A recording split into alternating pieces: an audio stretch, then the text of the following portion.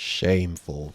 Utterly shameful. It took me forever to get the next part of this series uploaded, even though covering this weapon should have been easier since it's only appeared in one game instead of two. The Biting Edge was a weapon that I really wanted to like. I think I even remarked how broken it was back in my review of God Eater 3 years ago, but unbeknownst to you guys, my opinion on it changed as I started working on harder missions with it. Having to keep up with the frequent mode switching and the stamina management, I'm sure you could still do really well with it in the right hands, but it just wasn't for me. That title goes to either Heavy Moon or Buster Blade. Anyway, you're not here to hear me go on and on about my weapon issues. See what I did there? You're here to hear about arts, so let's get into it. That's a lot of saying here, huh?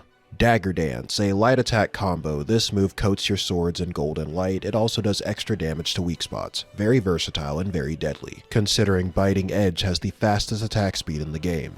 S tier. Stinging Storm is a heavy attack combo in which your character repeatedly stabs the enemy. This one also does bonus damage to weak spots, but it comes out a bit slower than Dagger Dance, which is why I'm giving it an A. Lethal Flash is a heavy attack combo finisher that has your character briefly pull back and thrust for bonus damage to downed enemies. I'll give it a B. I'm aware that you can chain light or heavy combo finishers even if you begin with the opposite combo, but I do wish it did more damage considering it is an end of combo move. Halo Assault, a light attack combo for the Glaive form. Large red rings surround your glaive as you attack. The rings do count as projectiles, which help extend its reach a bit, and it does have a high OP absorption rate. Also, as far as I can tell at least, even though there is no built-in damage bonuses besides the inherent damage increase from the art itself, it's best used after downing an origami because 1, your target's going to be stationary, and 2, each successive hit is so quick that it'll make mincemeat out of most enemies, especially if it already has broken bonds. Easy S tier and probably the best art for this weapon. Chaotic Drive is a heavy attack glaive combo. This move has you move around and repeatedly strike the target. I think it gives you super armor too, but I'm not entirely sure, so don't quote me on that. It does look cool, but all the mobility between swings does make it very hard if you're trying to focus your hits on a single target, especially if it's downed. Although this also applies to the default moveset for the glaive without the art, so I guess it's not really a fault of the art itself. So I'll give it a B tier. Cosmic Bolt. I'm gonna be real with y'all for a second. I don't like the aerial bolt moves much at all. 1, I think it's redundant since your character can already perform a diving attack by pressing Y, triangle, or whatever your heavy attack button is while you're in the air. And 2, I just think it's a really shitty stand-in for devouring. I know it was probably done in an attempt to balance the weapon, but I think taking away your devour while in glaive form was a bit overkill. The permanent stamina loss was enough on its own in my opinion. Anyway, as I just implied, Cosmic Bolt powers up your aerial bolt move. The weapon glows with a blue and gold aura and it pierces armor. It's not awful, but it's not really outstanding either. And it's most definitely not worth giving up your ground slot for. C tier. Soaring Sky is another aerial bolt move. This one has you jump upwards instead of diving down. I'd say this one is actually better since you can use that mobility to chain into aerial combos. B tier.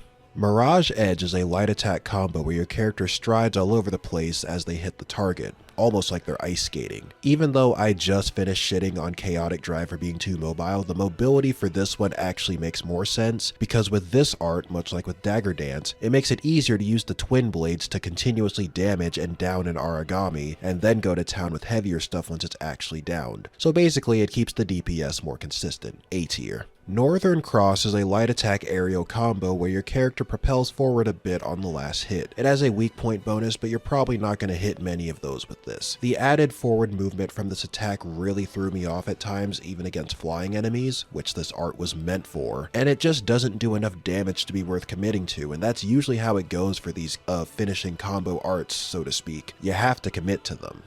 D tier. Dive to Blue is an aerial heavy attack. Your character takes their swords and slams them into the ground. It has a nice looking blue aura, which I'm sure you couldn't tell just from its name alone. It makes for a nice filler art, I guess, in the sense that you already have something stronger for your main source of DPS, and this is just to keep the pressure up if you so happen to find yourself in the air. C tier. Petal Frenzy is an aerial light attack combo for the Glaive form. This is usually my go-to art for air combos. It keeps you suspended in the air as long as your hits are connecting, and it looks nice as well. A tier. Phantom Pain is an aerial heavy attack for the Glaive form. Your character just slams the weapon into the ground. It's basically an aerial bolt, but it's under your aerial slot instead of your ground one, which isn't necessarily a bad thing. B tier. Dual Shock is a step attack for the dual blade form. Your character creates a rather nice looking V-shaped slash upon impact. It's really good for closing the distance and starting combos, especially if you didn't already dedicate your ground burst art slot to something more mobile. A tier. Biting Thrust is a heavy step attack for the Glaive form. Your character just thrusts the glaive forward. There's not much else I can say on it. It doesn't have any other special effects that I know of. The animation is relatively quick, but there's also the added split second you need to switch forms if you're still in dual blade mode. So it kind of makes it a very lukewarm art. I give it a C. Angel's Fall is another heavy step attack for the Glaive. Your character slams the weapon into the ground, forming a cool looking semicircle shape. It also has a weak point bonus.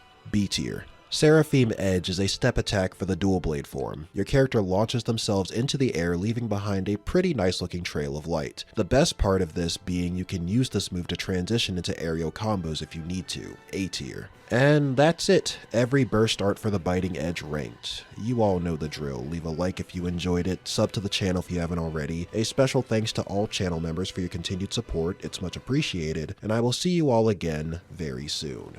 Actually, when I released the poll for what weapon to do next, y'all voted Heavy Moon, which is my favorite weapon in the game, so hopefully that'll motivate me to not take too long between this video and the next one.